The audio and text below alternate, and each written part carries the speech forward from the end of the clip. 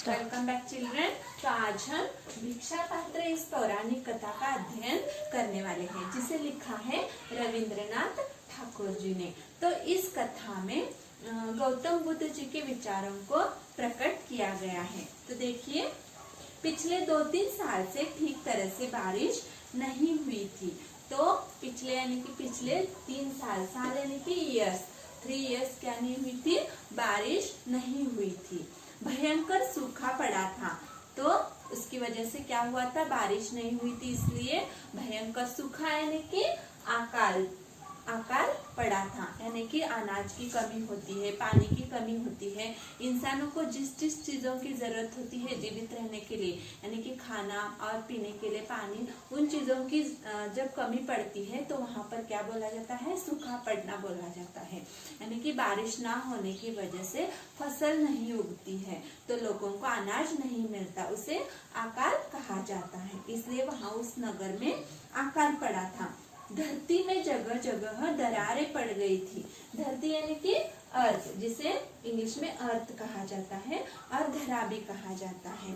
तो धरती में बहुत बड़ी बड़ी दरारें पड़ रही थी बारिश नहीं होने की वजह से।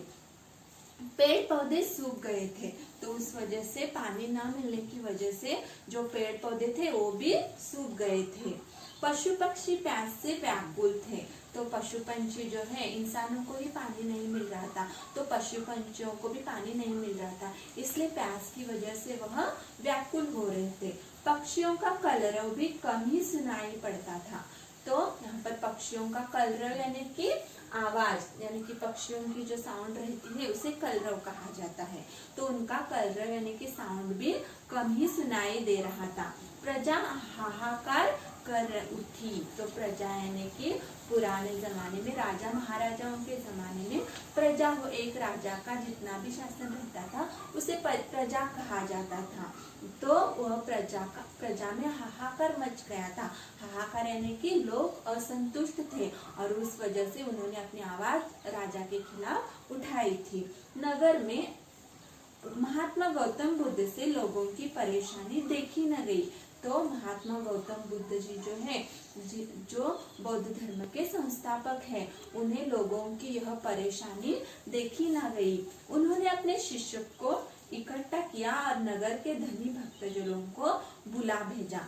तो उन्होंने लोगों की इस परेशानी को दूर करने के लिए अपने सभी भक्तजनों को इकट्ठा किया और उनके जो भक्त थे उनको बुलावा भेजा। विनम्र स्वर में महात्मा गौतम बुद्ध ने प्रश्न किया।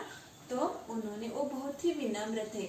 जब वो लोगों से बातें करते थे तो बहुत सोच समझ कर करते थे और विनम्रता से करते थे। तो उन्होंने प्रश्न किया, प्रियजनों बोलो, भूखी प्रजा को अन्न देने के लिए आप में से कौन कौन तैयार हैं? तो उन्होंने अपने सभी भक्तजनों को अपने पास बुलाया और उन्हें पूछा कि हे भक्तजनों, कि दुखी प्रजा का दुख दूर करने के लिए कौन कौन तैयार हो? ऐसे उन्होंने लोगों से बहुत ही विनम्रता से पूछा। महात्मा बुद्ध के वचन सुन रत्नाकर सेठ का सिर लज्जा से झुक गया। तो महात्मा बुद्ध के वचन यानी क्या है? देखिए, वचन यानी कि अच्छे विचार। तो महात्मा बुद्ध जी के जो वचन थे वो सुनकर जो रत्नाकर सेठ किसे कहते हैं? जो गांव में धनी आदमी रहता है, यानी कि जो बहुत ही अमीर रहता है, उसे सेठ कहा जाता है। तो इस वजह से उस रत्नाकर सेठ का सिर लज्जा से झुक गया। तो उसे शर्म हुई।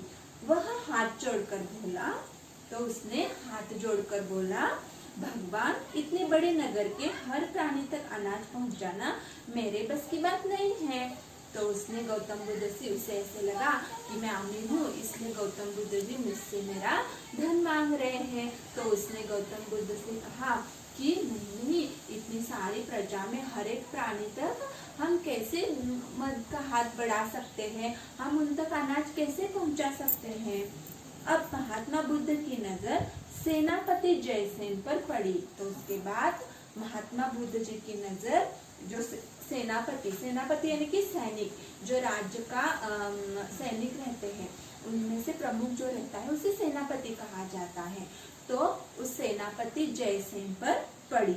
जयसेन ने कहा, प्राण देने से यदि जनता को अन्न मिल जाए तो मैं पल भर में तैयार हूँ। तो इस सैनिक ने कहा, तो उसने अपनी बुद्धि से गौतम बुद्ध जी को जवाब दिया। उसने कहा, अगर मेरा प्राण देने से जनता सुखी होती है तो मैं देने के लिए तैयार हूँ, लेकिन मेरे घर में इतना अनाज नहीं कि पूरे नगर का पेट भर सकूं। लेकिन मेरे घर में तो इतना अनाज नहीं है कि मैं पूरी दुनिया का पेट भर सकूं। तभी धनी धर्मपाल बोल उठा, भगवान मैं तो पहले ही परेशानियों से दबा हूँ। तो उसके बाद जो धर्मपाल था उसने कहा, हे भगवान मैं तो पहले ही परेशानियों में दबा हूँ। बारिश न होने से मेरे सब खेत सूख गए हैं। तो बारिश न होने के कारण मेरे जितने भी खेत हैं वो सब सूख गए हैं। बीज के लिए रखे अनाज से किसी तरह परिवार को आधा पेट खिला पा रहा हूँ। तो जो भी बीज यानी कि अगले साल फसल उगाने के लिए जो भी बीज रखे जाते हैं उसे बीज कहा जाता है। जो भी अनाज रखा जाता है अलग से उसे बीज कहा जाता है। वो खाने के लिए इस्तेमाल नहीं करते। तो मैं क्या कर रहा हूँ, जो भी अनाज मैंने बीज के लिए अलग से रखा था उसी से मैं मेरे घर का पेट पाल रहा हूँ। तो मैं कहाँ से अनाज दूँ? तो इस पैराग्राफ में देखिए, जब भी गौतम बुद्ध जी ने अपने भक्तजनों से पूछा है तो सभी अपनी अपनी परेशानियां गौतम बुद्ध जी से बोल रहे हैं। तो आगे के वीडियो में हम इसके आगे का अध्ययन करेंगे। धन्यवाद।